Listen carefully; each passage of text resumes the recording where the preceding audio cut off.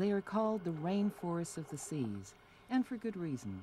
A coral reef is the most complex, species-rich, and productive ecosystem in the ocean.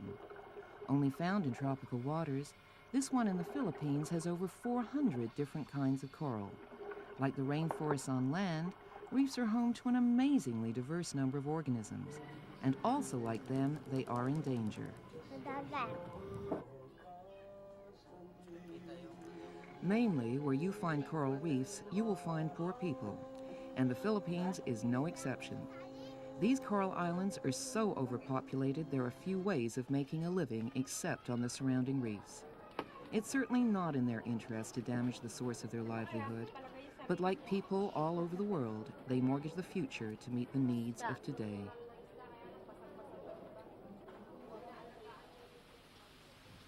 It may not have seemed obvious originally that what happened here would have affected the fishermen, but it does. These hills have been cleared first by professional loggers and then by slash-and-burn farmers. This means the soil will wash away into the sea where it will smother and kill the coral. Then, of course, there's mining, which chews up the landscape with much the same result. In addition, this mercury mine has for years dumped its waste into the harbor. Eventually, it formed a promontory large enough for this village to be built on it. So far, the people are surviving, but the coral isn't. What hasn't been choked by sediment has fallen victim to pollution. This coral has been collected illegally, although they had to go at least a kilometer out to get it. As the reefs close to land are destroyed, boats have to go further to catch less. Unfortunately, when they get there, this is all too frequently the method of choice.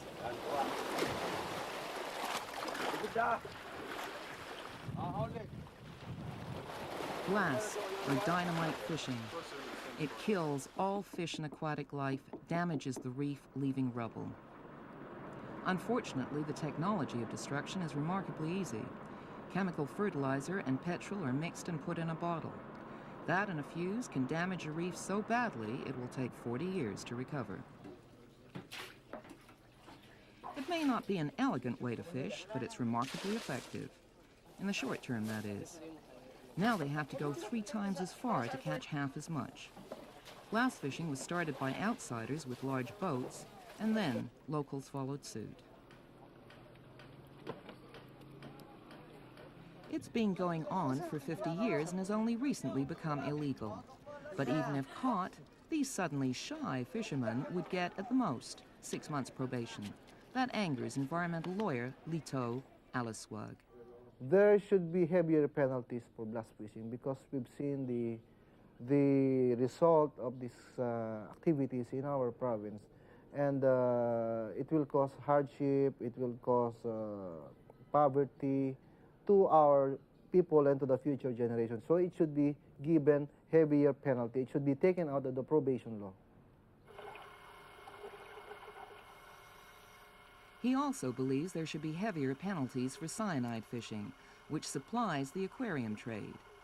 Divers squirt sodium cyanide into the reef crevices where small fish hide. The dazed fish float up, but only the valuable ones are taken. This invidious practice destroys corals and other wildlife.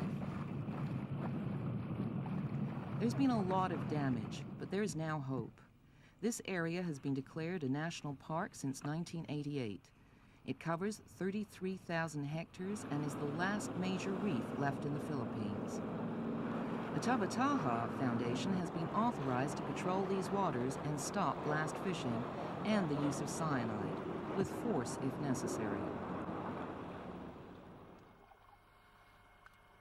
There's not a great deal they can do about areas like these, already covered with the rubble of broken coral. But even here, there are already signs of regeneration, and this gives hope to the Foundation's Vic Milan. In 2 or 3 spots, you can see live corals coming out.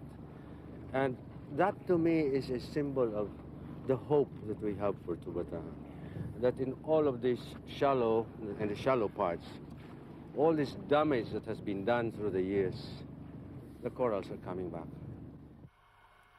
And that's good news, because the planet's survival depends on the diversity of biological life.